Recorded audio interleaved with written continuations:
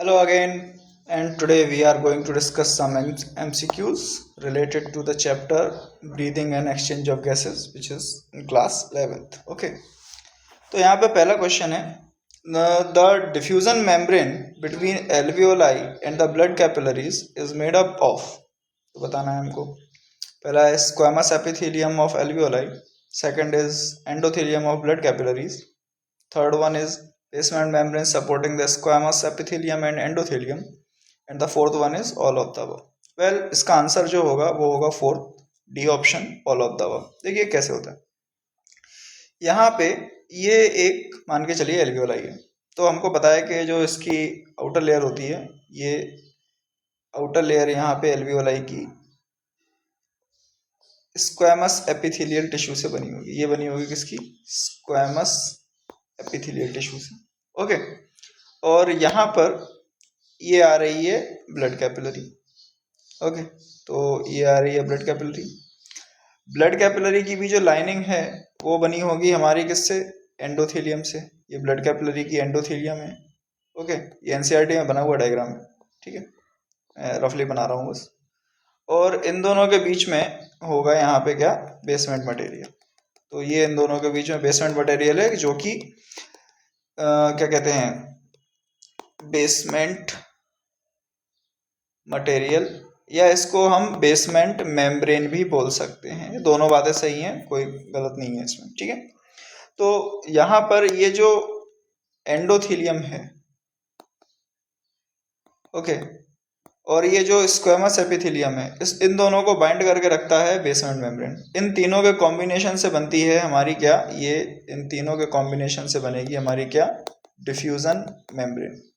Okay, और ये diffusion membrane will facilitate the exchange of gases between the alveoli and the blood capillaries. तो यहाँ पे it will facilitate the diffusion of oxygen and carbon dioxide. Okay, so the basement membrane holding together the squamous epithelium and endothelium are collectively known as the diffusion membrane. So the answer is option D. Okay, next question is which of the following statement is are correct. Okay, यहाँ पर थोड़ा सा हमको options को change करना पड़ेगा. यहाँ पे ऑप्शन कुछ इस प्रकार होंगे. Only one statement is correct. Option B होगा only two statements are correct. Option C होगा all three statements are correct. And ये ऑप्शन डी होगा none of the above. Okay, तो इसमें हमको बताना है, ऐसे नहीं बताना है कि 1 2 3 कौन सी सही है. हमको ये बताना है कि 1 2 3 में से कितनी सही हैं. ओके, तो ये आपको तभी पता चलेगा जब आपको पूरी कॉन्सेप्चुअल क्लैरिटी होगी. तो पहला स्टेटमेंट है यहाँ पे, every 100 ml of deoxygenated blood carries nearly 4 ml of carbon dioxide to the lungs. Okay, ये स्टेटमेंट सही है. सिंपल फैक्ट है, एनसीईआरटी में दिया हुआ है. Okay, leftward shift of oxygen dissociation curve shows hemoglobin binds to the oxygen more tightly but releases it less readily to the tissues. And the third statement is rightward shift of oxygen dissociation curve shows less affinity of hemoglobin towards oxygen and is not beneficial for working muscle. देखिए, affinity का मतलब होता है कि haemoglobin या oxygen जो है वो कितना तेजी से एक दूसरे से जुड़ सकते हैं. ठीक है, हमको वैसे भी पता है कि हीमोग्लोबिन की जो एफिनिटी होती है वो कार्बन डाइऑक्साइड के लिए ज़्यादा होती है और ऑक्सीजन के लिए कंपैरेटिवली कम होती है. तो अगर हम यहाँ पे ऑक्सीजन डिसोसिएशन कर्व बनाते हैं जो कि एक सिग्मोइड लाइन बनता है. ओके, जैसे कि ये ऑक्सीजन डिसोसिएशन हमने कब बनाया है. अब क्वेश्चन कह रहा है कि अगर इसका लेफ्टवर्ड शिफ्ट होता है, मतलब अगर ये पीछे की तरफ जाता है, या फिर ये राइटवर्ड शिफ्ट होता है, मतलब ये आगे की तरफ आता है. एक्चुअली क्या होता है ना कि इस वाली एक्सिस पे मिलता है हमको क्या? Partial pressure of oxygen. और इस वाली एक्सिस पे मिलता है हमको, जो वाई एक्सिस है उस पे मिलता है हीमोग्लोबिन सैचुरेशन. ठीक है, तो अगर लेफ्टवर्ड शिफ्ट हो रहा है, मतलब अगर ऑक्सीजन डिसोसिएशन कर्व पीछे की तरफ शिफ्ट हो रहा है, there is a backward shift और leftward shift in the oxygen dissociation curve. इसका मतलब है कि at the low partial pressure of oxygen more and more haemoglobin is saturated. मतलब ये जो HbO2 बन रहा है, ठीक है, ऑक्सी हीमोग्लोबिन बन रहा है, वो ज़्यादा बन रहा है, कम पार्शियल प्रेशर पे भी ज़्यादा बन रहा है। मतलब जल्दी से more and more haemoglobin molecules will be saturated with the oxygen. Okay, तो ये तभी होगा जब partial pressure of oxygen high होगा comparison to partial pressure of carbon dioxide, ठीक है। तो ये कंडीशन होगी। और भी केसेस होते हैं कि इस केस में यहाँ पे जो है H+ की कॉन्सेंट्रेशन कम होना चाहिए, टेम्परेचर भी लो होना चाहिए। मतलब क्या कहते हैं, सॉरी नॉट ये नहीं होगा यहाँ पे, ठीक है। टेम्परेचर जो होगा वो लो होगा, H+ थोड़ा सा हाई होगा। ओके, यहाँ पे ये होगा। अब यहाँ पर अगर राइटवर्ड शिफ्ट आ रहा है तो राइटवर्ड शिफ्ट तब होता है, हम अगर बोलेंगे तो इसका मतलब है कि ऑक्सीजन की एफिनिटी कम हो रही है हीमोग्लोबिन के साथ।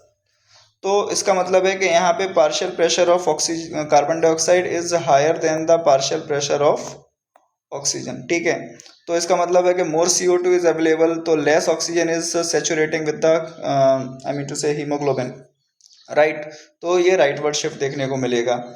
तो यहाँ पर अगर हम देखें तो सेकंड स्टेटमेंट हमारी करेक्ट जा रही है, लेफ्टवर्ड शिफ्ट जो होता है more affinity of oxygen with the haemoglobin. And third statement rightward shift of oxygen dissociation curve shows less affinity of hemoglobin towards oxygen and is not beneficial for the working muscle। देखिए यहाँ तक तो ये statement सही है okay कि rightward shift of oxygen dissociation curve shows less affinity of haemoglobin towards oxygen, but ये आगे जो है ना not beneficial for the working muscles, यहाँ पे ये स्टेटमेंट गलत हो जाता है। एक्चुअली क्या होता है कि जो अगर वर्किंग मसल्स हैं उसमें क्या होता है कि जो हीमोग्लोबिन और ऑक्सीजन है, इसमें ऑक्सीजन का डिसोसिएशन बहुत फास्ट होना चाहिए हीमोग्लोबिन से, ठीक है। तो अगर ये राइटवर्ड शिफ्ट जाता है तो ये इसका मतलब है कि ये जो कॉम्प्लेक्स बना हुआ है इसका ब्रेकडाउन तेजी से होगा, और वर्किंग मसल्स के लिए ये बेनिफिशियल है क्योंकि वर्किंग मसल्स में ऑक्सीजन की रिक्वायरमेंट ज़्यादा होती है because of high cellular respiration rate. तो यहाँ पे ये स्टेटमेंट गलत होगा। तो हमें पता है कि केवल फर्स्ट और सेकंड स्टेटमेंट ही सही जा रहा है, तो आंसर होगा हमारा option B, only 2 statements are correct. Okay, अगले क्वेश्चन में जाते हैं। Difference in the partial pressure is necessary for the transport of oxygen and carbon dioxide in the body. ये असर्शन है और रीज़न जो दिया हुआ है वो ये है, higher partial pressure of carbon dioxide is maintained at tissue site due to metabolic activity. And options are both statement 1 and 2 are correct and statement 2 is the correct explanation of statement 1। Both statement 1 and statement 2 are correct but statement 2 is not the correct explanation of statement 1।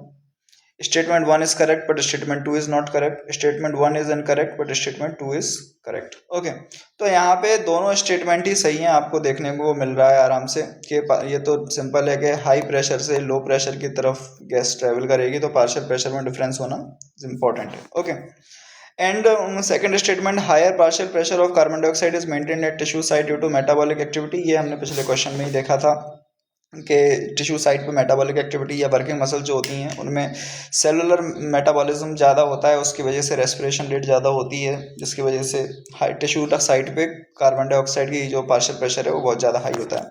तो दोनों statement सही हैं, but यहाँ पे ये जो second statement है ये फर्स्ट स्टेटमेंट को एक्सप्लेन नहीं कर रही है। ओके, तो यहाँ पे जो हमारा आंसर होगा वो होगा option B. Next question is a very simple question. Okay, which of the following pulmonary capacities are correctly matched with their description. हमको यहाँ पे दो कैपेसिटीज दी हुई हैं, ठीक है। फर्स्ट है functional residual capacity, it is the volume of air that will remain in lungs after a normal expiration. Yes, ये बिल्कुल सही है। तो जो फंक्शनल रेसिडुअल कैपेसिटी होती है वो होती है हमारी क्या कहते हैं, यहाँ पे दे रखा है volume of air that will remain in lungs after normal expiration. देखिए, तो अगर हमने नॉर्मल एक्सपायरेशन किया है तो इसका मतलब है कि फोर्सफुल रेस्पायरेशन भी किया जा सकता है। तो इसका मतलब है ये यहाँ पे expiratory reserve volume already lungs के अंदर है, और एक वॉल्यूम और होती है रेसिडुअल वॉल्यूम जो कि लंग्स से बाहर कभी जाती नहीं है, it is always present in the lungs even after forceful expiration. तो the functional residual capacity is equal to expiratory reserve volume plus residual volume and this is the volume of air that is present in the lungs after normal expiration. Okay, so this statement is correct. Second is vital capacity. It is the maximum volume of air a person can breathe out after forced inspiration. Yes, this statement is also correct. Vital capacity जो होती है वो maximum air a person can breathe out after forced inspiration. Okay, तो force inspiration अगर उसने किया है तो ऑब्वियस सी बात है कि वो क्या क्या निकाल सकता है। पहले तो वो जो फोर्स इंस्पायरेशन किया है उसको बाहर निकालेगा, तो इंस्पायरेटरी रिजर्व वॉल्यूम जो कि फोर्स इंस्पायरेशन के थ्रू उसने इनहेल की थी। फिर उसके बाद वो रिलीज आउट करेगा टाइडल वॉल्यूम जो कि नॉर्मल ब्रीदिंग के साथ उसने इनहेल की थी, प्लस इन दोनों को एक्सहेल करने के बाद वो और क्या एक्सहेल कर सकता है, फोर्स्ड एक्सपायरेशन से एक्सपायरेटरी रिजर्व वॉल्यूम। तो this is the vital capacity, inspiratory reserve volume plus tidal volume plus expiratory reserve volume, this is vital capacity. देखिए ये स्टेटमेंट अभी इसमें कैसे दे रखा हुआ है कि the maximum volume of air a person can breathe out after forced inspiration. ये ऐसे भी आ सकता है कि the maximum volume of air a person can breathe in, अगर ये आउट नहीं है, maximum volume of air a person can breathe in after forced expiration. Okay, force expiration के बाद पर्सन कितना volume of air breathe in कर सकता है उसको भी हम वाइटल कैपेसिटी ही बोलेंगे, और ये भी सेम फॉर्मूला होगा, उसमें कोई चेंज नहीं आएगा। तो यहाँ पे आंसर हो जाएगा हमारा option C, both 1 and 2। Okay, तो ये कुछ क्वेश्चंस थे। एक क्वेश्चन और है यहाँ पे जो कि आप लोग जिसका आंसर मुझे कमेंट बॉक्स में करके बताएंगे। इसमें है consider the following statements. Intrapulmonary pressure correlates positively with the thoracic and pulmonary volume. Second is under normal breathing, contraction of internal intercostal muscles increases with the volume of thoracic chamber in the dorsoventral axis. And the third statement is for expiration, intrapulmonary pressure should be higher than the atmospheric pressure, which is achieved by the relaxation of diaphragm and intercostal muscles. Okay, तो काफ़ी easy question है और इसका answer आप लोग जल्दी से मुझे कमेंट बॉक्स में करके बताएंगे। ओके, तो आज के ये कुछ क्वेश्चंस थे और काफ़ी ऐसे क्वेश्चंस के वीडियोस जानना आपको मिलते रहें, इसके लिए आप जल्दी से सब्सक्राइब करिए मेरा यूट्यूब चैनल, और all the best for your NEET exam. Thank you very much.